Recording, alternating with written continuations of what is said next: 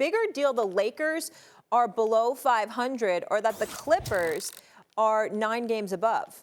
I'm going to say the Lakers being below 500. The reality is that I expected the Clippers to be good. I didn't expect them when they were on that 5-game slide once Harden had first arrived. They seemed to be snowballing. It didn't seem to be what our expectations were, because with Harden, with Kawhi Leonard, with Paul George on the floor, Russell Westbrook being selfless, willingly coming off the bench. It just says a lot about his character. He's been maligned over the years. Russell Westbrook is an energizer bunny, and he comes off the bench and he provides what he provides, showing himself to be the antithesis of what people have said about him over the years. We should be very, very proud of what he's done for that Clippers franchise. It's very underrated. In the case of the Los Angeles Lakers, they are an absolute mess. And as far as I'm concerned, they've got a roster rife with individuals who have betrayed LeBron James. They have betrayed Anthony Davis. They have betrayed Jeannie Buss and Rob Pelinka. And as far as I'm concerned, as I said on NBA Countdown last night, Wendy, you know what? And I know that I joke around about stuff like this because it's Miami and a South Beach and it's Southern California, it's Tinseltown, it's la-la. But I'm going to be very serious here, and I hope that people understand and treat this with the seriousness that it deserves. There are very few places where everybody wouldn't mind being in the NBA or in professional sports. You know what? If I'm Rob Pelinka, if I'm Darvin Ham, if I'm assistant coach Phil Handy, if I'm Kurt Rambis, Linda Rambis, Jeannie, but pick a name, I grab the vast majority of the players, meaning everyone but Anthony Davis and LeBron James, and I drive them around LA. How you like it? Do you feel this weather? Do you see this sunshine? Do you want to stay here? You want to continue to stay here? Well, guess what? You have to perform in order to do it. And the reason why I emphasize that tremendously so is because when you have LeBron James didn't have a great game last night. We understand that. But for the most part, this brother has been fantastic. Anthony Davis has played like an MVP candidate. He's a Defensive Player of the Year candidate. He's been doing his job. All you have to do is your damn job. And the Lakers have an abundance of players, Wendy, that ain't doing a damn thing. They lucky to be in uniform. They are lucky to be in uniform. I'm telling you right now, they will be put on notice. They're about to be up out of here in L.A. somehow, some way. I'd get rid of some of them. You can't even give away for a box of cookies. It's really that damn pathetic right now. I'd say that's the biggest story. Yeah, well, that's interesting. I agree with a lot of what you said there. I could make the case that one of the most important things that's happened in the NBA so far this year is the surgence of Kawhi Leonard, because that effect on the title race is enormous. You know, it was the Lakers who were the story of last spring when they made that unexpected run to the playoffs. But that could have been the Clippers. They had it falling into place. Kawhi was awesome down the stretch of last season, and then he got hurt in that first or second game of the playoffs. I think they were going to beat the Suns, I think, before Kawhi got hurt. Yes, then he had I another agree. Then he had another offseason surgery, and you have no idea when he's going to come back. You have no idea. And he actually started the season off, Stephen A., not looking great. In the last 11 games that Kawhi has played, because he missed, he had a hip injury, which I was worried about, because every time you see Kawhi go down, he never has anything on his face, and the next thing you know, like, it's a major injury. He has come back. In the last 11 games he's played, which basically is where the Clippers have gone from middling to awesome, the Clippers have won all 11 of them. And you know the golden standard for offense in the NBA is shooting 50% from the field, 40% from three, and 90% from the line. It's like the golden triangle. In this 11-game stretch, Kawhi is just missing 60, 50, 90. He is killing it. And there's a lot of things going well for the Clippers right now. Paul George is having an all-NBA season. He's healthy. He looks great. James Harden, after looking very shaky coming over there, has found his role. You mentioned Russell Westbrook being cool with coming off the bench and having his role reduced, okay? Ivica Zubac has been really good as their center. And the last couple times they've played against the Nuggets, now I'm not going to say because Jokic owns this whole league and he's owned Zubac a lot of his career, but the last couple times they've played, Zubac has played well. But it's Kawhi. It's Kawhi that has got this league on notice. Now, having said that, what you said about the Lakers is true. We are 35 games into this season. LeBron James and Anthony Davis have basically played almost every one. They've skipped a couple. Anthony has played through a couple of, nagging injuries where he might have sat out in the past.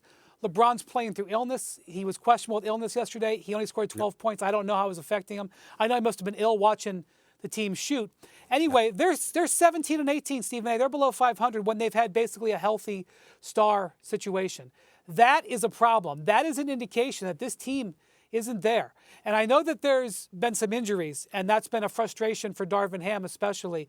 And I also know that the team is frustrated because Darvin has neglected to go to the lineup that they used as the starters in the run in the playoffs last year, which was LeBron, AD, Austin Reeves, D'Angelo Russell, and Jared Vanderbilt. He's really not gone to that lineup very much, and he's sort of just been searching. But this is a team that can't shoot, and like last night, the Heat basically played their 19 different starting lineup, and they just zoned. And the Lakers went 4-30. They got real structural problems, and I don't know how they're going to fix them, to be honest with you. Wendy, I'll start with you. So the Pacers 4 wins in 5 games versus the Bucks. Is this something or nothing? It's something. Stephen A., this is my 21st year covering the NBA. I don't want to sound like Mad Dog talking about George Mikan and Dolph Shays. I don't want to be labeled an old. I want to be on the cutting edge, but damn it, when I was raised learning this game, I learned that you had to play defense if you were going to win. That's right. And I know that, like last year, Denver, they were like in the middle of the pack defensively, and they were an awesome offensive team, and you could argue they are the cutting edge of the new era. But they were good in the playoffs on defense. Yeah, it's awesome for the Pacers that they've won 4 out of these 5 games. I would love to see this become a real rivalry with a playoff matchup, which is possible depending on how these two teams finish. And yeah, Milwaukee is really good. They're 24-10. Dame Lillard has been terrific. He's great in these late game situations. Chris Middleton's come back from offseason surgery and rounded into form. And of course, Giannis is having an MVP level season. But I just have a hard time respecting Milwaukee's chances to win again when you've got a bottom 10 defense. When you can have a game where you can give up 47 points in a quarter, which is what happened in the third quarter last night. And the reason the Pacers have handled Milwaukee is because they play small and they play fast, and Milwaukee can't handle it. They have a giant hole on their team. They cannot defend. They've made decisions on their perimeter that have just turned it into Swiss cheese. And Stephen A., it's not just about the Pacers. It's about the Bucks being both powerful and susceptible. And they are as susceptible of a championship contender defensively as you can have in the modern NBA. Couple of things that we need to say. Number one, we know that Damian Lillard is a superstar. We understand that, and we know that he's been exceptional for the most part. But his defense has been questionable, to be kind. And when you're the replacement to Drew Holiday, okay, the reality of the situation is that one or two things got to happen. You have to elevate your level of defensive prowess, or you have to be so explosive, so otherworldly offensively that it offsets what you're lacking defensively. That's number one. Number two, you just talked about how Indiana goes small. This is the NBA. You know what other teams are going to do? Look at what Indiana's doing and make sure they do it themselves. Because what you're talking about with the Indiana Pacers, 8 different Pacers averaged double-digit scoring against Milwaukee in the 5 matchups this season. That is a fact. And so when you look at it from that perspective, we go small, you can't stop us. Why? Because Brook Lopez is out, he can't be out there. And Giannis Antetokounmpo and stuff like that, he's going to be out there. But in the end, can you guard the smaller dudes? No, they can't. Halliburton is having a field day with them. We all know this, okay? They're busting their living, you know what. And I'm telling you this right now. I'm not wishing for this. We all know where I stand in terms of black coaches having opportunities and getting opportunities. I don't think there's anybody that has spoke out about that more than me. Having said that, fair is fair.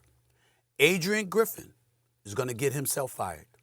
I don't care that they're 23-6 against everybody else outside of their 1-4 record against the Indiana Pacers.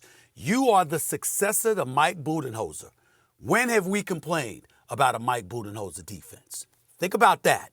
And so when you look at it from that perspective, and you know the ingredients to winning has already been displayed because you're just a few years removed from capturing a championship, nobody is going to go for this level of porous defense that we've been seeing from the Milwaukee Bucks. We said Boston, Milwaukee.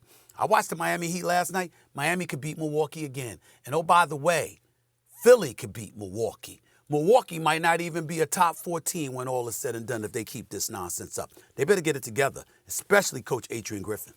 And they've got a lot of road games coming up, especially out west, so they're going to be challenged. The Bucks have a chance to turn it around, but Yes. they have played a generally softer schedule. A lot of road games coming up for them.